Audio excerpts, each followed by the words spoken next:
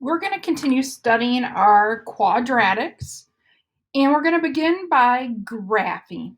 But let's just review the standard form of a quadratic equation. Okay, there's a few things to note. The number in front of the x squared, or whatever variable they pick, will tell you if you have what I like to think of as a smiley face or a frowny face.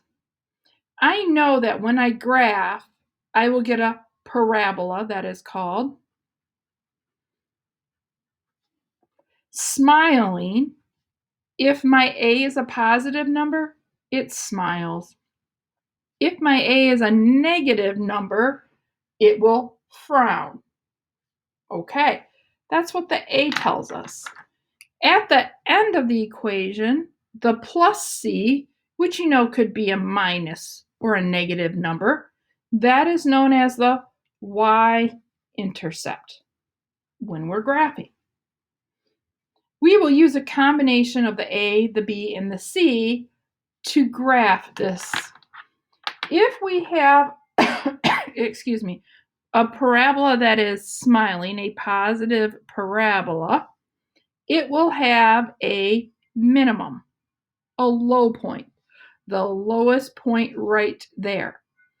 If we have a parabola that is frowning or negative, because a is negative, this topmost point is known as the maximum. It is the largest ordered pair on the parabola. The minimum and the maximum are your vertex. The point at the very top, the point at the very bottom, that's your vertex, the min or the max. Okay, let's just draw a parabola a minute. There's a few other parts you need to know. Doing the best you can.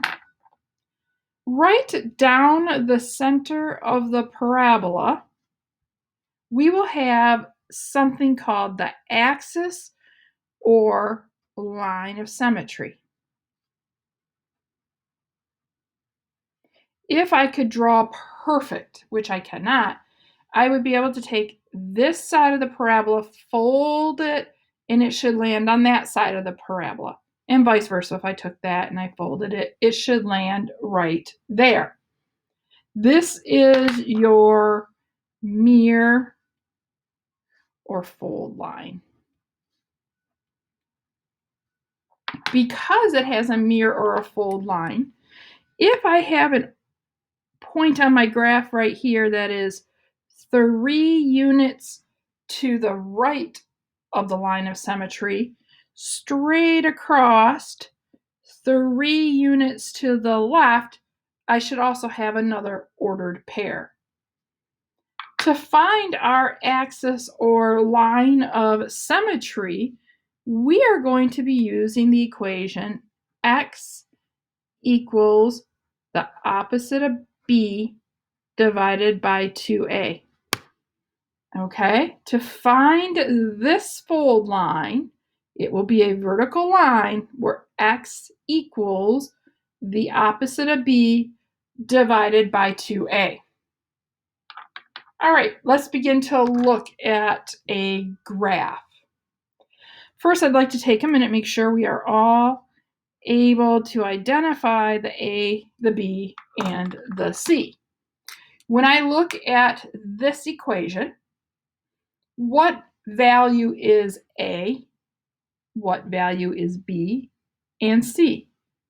Well, there's only one x there, so a is 1. We need to remember the sign in front. So b is negative 10. C is positive 16. To graph this accurately, you're going to do 3 things. First, we're going to find the line of symmetry. From now on, I usually call it the LOS, just so you know, line of symmetry, the LOS. The LOS is this vertical fold line where x equals the opposite of b divided by 2a. I will look at my original equation. I need the opposite of b divided by 2a. Negative and a negative make positive. 2 times 1 is 2. I get 5. My line of symmetry is where x equals 5. So please go to your graph. 1, 2, 3, 4, 5. We're going to do the best we can to make a bold dashed line where x equals 5. That is our line of symmetry. When we're done drawing, the right-hand side of the parabola should be identical to the left-hand side of the parabola. Okay, we know the line of symmetry. Next, we're going to find the vertex. When I look at this, my A is 1.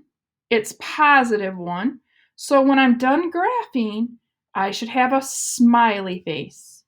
So my vertex is going to have a minimum, the low point. That's what we're going to find now. So now we're going to find the vertex. And in this case, it is a minimum because we have a positive A. To find the vertex, we need to use the LOS, the line of symmetry, where x equals 5. I will substitute 5 into that equation. So y equals 5 squared minus 10 times 5 plus 16. Be very careful. You may use your calculator. You can use mental math.